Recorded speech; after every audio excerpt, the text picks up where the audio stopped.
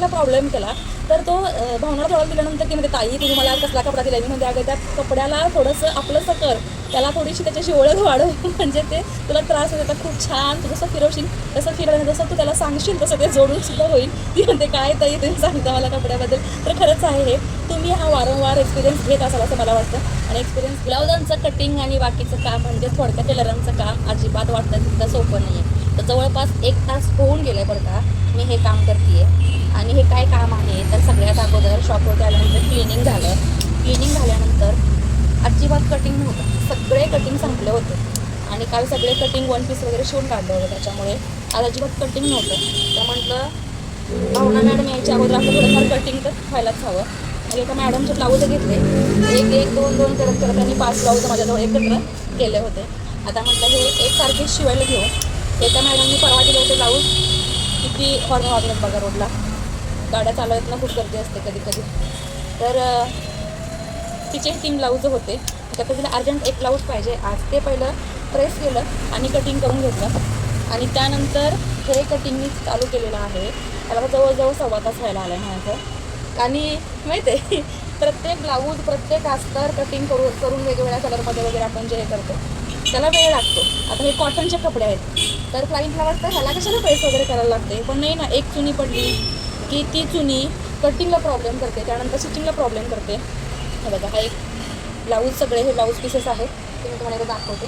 त्यात आम्ही प्रेस करून एक करून ठेवलेले आहेत, ते कटिंगला घ्यायचे आहेत. आणि मी पण काही कमी नाही बरं का, अगदी रमत गमत सगळे एक ब्लाऊज पीस ओपन करू प्रेस केलेला आहे. शॉर्टकटमध्ये काम करायला होत नाही, कारण करायचं तर प्रॉपर. आणि हा आवडीचा आपला हा फील्डच आवडीचा असल्यामुळे आपण अजून रमतो कपड्यांमध्ये. प्रत्येक कपड्यावरती असं आपल्याला फ्रेम होतं ना की ते सुटतच नाही. बघा ना किती सुंदर फॅब्रिक आहे. म्हणजे हे तर अजरक मोदालचं सिल्क आहे, त्यात तर मी खरंच प्रेमात आहे. इतका वेटेड कपडा आहे ना हा, आणि दिसायला किती सुंदर दिसतोय बघा.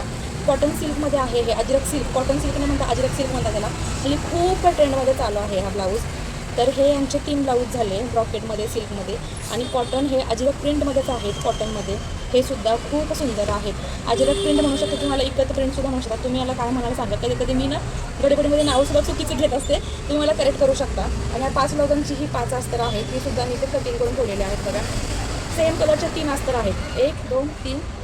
हा एक सेम कलरचा 4 आणि हा रेड कलरचा 5 अस्तर ही झाली. सगळं वेगळं सेपरेट कटिंग केलेलं, प्रेस केलेलं आहे. आणि त्यानंतर काही ब्लाऊज आले होते हातशिल्यावरून कालचे, ते आता लगेच प्रेस केले. तर हा बघा 4 टचमध्ये बांधणीमध्ये आहे. हा सुद्धा अजरक मिरर वर्क साडी आहे ना, अजरक सिल्क, त्याच्यावरचा ब्लाऊज आहे. खूप सुंदर त्या साडीचं तर मी खरंच खरं कारण अजरक प्रिंट इतकं सुंदर असतं की विचारूच नका. हा घ्यायची मला पण वेळ मिळत नाही जायला. त्यानंतर हे काही नॉर्मल साडी होती, ह्याची साडी खूप सुंदर आहे, कॉटन सिल्कमध्ये मटेरियल आहे. आणि हा ब्लाऊज मी पाहिलाच असेल, ह्याच्याबद्दल काय बोलू मी. खूप साऱ्या इम्पॉर्टंट गोष्टी या ब्लाऊजच्या तुम्हाला सांगितलेल्या आहे. त्याचा पफ स्लीव्ज कटिंग कसं करायचं, स्टिचिंग कसं करायचं, ह्याच्या बारीक टिप्स तुम्हाला मी सांगितलेल्या आहेत. आणि ह्याचे ब्लाऊज बघा ना, फिनिशिंग झाल्यानंतर, प्रेस झाल्यानंतर कपडा किती सुळसुळत होता, वाटत होता की कसा बसेल काय बसेल, पण प्रेस झाल्यानंतर किती सुंदर बसतो. अजिबात त्याचा पफ हलणार नाही. जसं मी म्हटलं, वॉश करा, प्रेस करा, काही जुना होऊ द्याची लाईफ आहे अशी राहते. अजिबात हा पफ कमी जास्त होत नाही, इकडे अजिबात ओघळत नाही. सो अशी कामं आहेत आपली. तुम्हाला तर आपले ब्लाऊज आणि ब्लाऊजचं फिनिशिंग प्रचंड आवडतं असं मला माहितीच आहे. पण आता इथून पुढे सुरुवात आहे. दुपार झालेली आहे बघा, जवळजवळ 1:30 वाजून गेलेले आहे, 1:45 वाजलेले आहेत. हे आल्यापासून हेच काम माझं चालू आहे. क्लायंट पाहता एक नऊवारी लहान मुलगीसाठी साडी आली होती ऑर्डर, ती घेतली, मेजरमेंट वगैरे घेतलं ब्लाऊज साडीमध्ये, ते डिस्कशन झालं. आणि हे चालूच आहे अधूनमधून क्लायंट घेता. आता इथून पुढे कटिंग म्हटलं की अजून 2-3 तास जाणार माझ्या कटिंगमध्ये, कारण एवढे सगळे ब्लाऊज प्रत्येक वेगवेगळं कटिंग करावं लागतं. अस्तर वेगळं, मग मेन फॅब्रिक वेगळं. एकत्र ब्लाऊज कटिंग करत नाही मी जास्त करून. सिंपल ब्लाऊज जरी असले तरी सुद्धा एकत्र कटिंग केलं की त्याचं थोडं मार्जिन वाढत जातो आणि प्रॉब्लेम होतो. स्वतः हे सगळे ब्लाऊज कटिंग करते. हे पण काम झालेलं आहे म्हटलं की पुन्हा प्रेससाठी राहत नाही. तर आता हे एवढा लोड आहे ना, एक ब्लाऊज कटिंग केलेला आहे जे अगोदर ती स्टार्टिंग करायसाठी. पण आमच्या मॅडम काय आलेलं नाहीत. 1 वाजता म्हणता 1:30 वाजून गेले, 1:45 झाले. हे ब्लाऊज कटिंग करायला करून ठेवलं होतं. आली की पटकन तिच्या हातात काहीतरी मिळेल म्हणून हे कटिंग होईपर्यंत. चला तर मग आता हे सगळं कटिंग करते. आणि खरं सांगा, हा कपडा खरंच सुंदर आहे ना, पाहता जे प्रेमात पडलं होतं.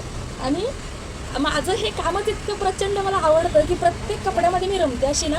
प्रत्येक कपड्याचा फील घेऊन त्याला प्रेस करत असते, त्याला कटिंग करत असते, त्याला स्टिच करत असते. स्टिच करून आल्यानंतर सुद्धा लास्टची प्रेस असते ना, ती इतकी प्रेमाने करते ना की हा फायनली माझं हे ब्लाऊजचं काम, ह्या कपड्यावरचं काम, माझं हे वर्क कंप्लीट झालेलं आहे. आणि असं सुंदर प्रेमाने ते क्लायंटसमोर जावं, क्लायंटच्या हातात जावं आणि त्यांना सुद्धा आवडावं, म्हणजे माझ्या कामाचं सार्थक होईल असं वाटतं. कारण बघा ना, इतके सुंदर प्रिंट असतात ना, प्रत्येक प्रिंट वेगळं आहे, पण प्रत्येक प्रिंटमध्ये इतकी खासियत आहे की आपल्याला ते असं समोर बघितलं की फ्रेश वाटतं. आणि आपण म्हणतो ना रंग 12 असतात, 12 रंग नसतात, खूप सारे रंग आहेत. जसं टेलरांना माहीत आहे की रंग 12 नसतात. आता ह्याच्यामध्ये बघा ना किती वेगवेगळे रंग आहेत, किती वेगवेगळे व्हेरिएशन आहे. सो ह्या रंगांच्या प्रेमात पडण्याचं काम आपलं आहे. आपण रोज वेगवेगळ्या रंगांच्या, वेगवेगळ्या कपड्यांच्या, वेगवेगळ्या मटेरियलच्या प्रेमात पडतो. प्रत्येकाचं फील असं वेगळं असतं ना, काय सांगू. तुम्ही जर माझ्या इतकंच या कामामध्ये अगदी मन रमून काम करत असाल, तुम्हाला गोष्टीचा जे मी म्हणते त्याचा अनुभव नक्कीच येत असेल प्रत्येक दिवशी. तशी मला कमेंट करा की हा अनुभव तुम्ही सुद्धा घेत असता. प्रॉब्लेम केला तर तो भावना थोडा दिल्यानंतर की म्हणजे ताई तुम्ही मला कसला कपडा दिला, मी म्हणजे अगं त्या कपड्याला थोडंसं आपलंसं कर, त्याला थोडीशी त्याच्याशी ओळख वाढव, म्हणजे ते तुला त्रास होत होता. खूप छान तू जसं फिरवशील तसं फिरवलं, जसं तू त्याला सांगशील तसं ते जोडून सुद्धा होईल. ती म्हणते काय ताई तुम्ही सांगता मला कपड्याबद्दल. तर खरंच आहे हे, तुम्ही हा वारंवार एक्सपिरियन्स घेत असाल असं मला वाटतं. आणि एक्सपिरियन्स घेत असाल तरी इथपर्यंत व्हिडिओ पाहिलात ना, माझ्या सगळ्या छान छान गप्पा ऐकल्यात, त्याला लगेच फॉलो करा इंस्टाग्राम, फेसबुक आणि यूट्यूबला असेच व्हिडिओ छान छान पाहण्यासाठी. चला पुन्हा भेटू. आता हे कटिंग करायला घेते, कारण एवढं सगळं प्रेस केलं म्हणजे झालं नाही बरं का, अजून डबल प्रेसला येईपर्यंत बाकीची प्रोसेस आपली झालीच पाहिजे नाही का. चला तर मग पुन्हा भेटू, बाय.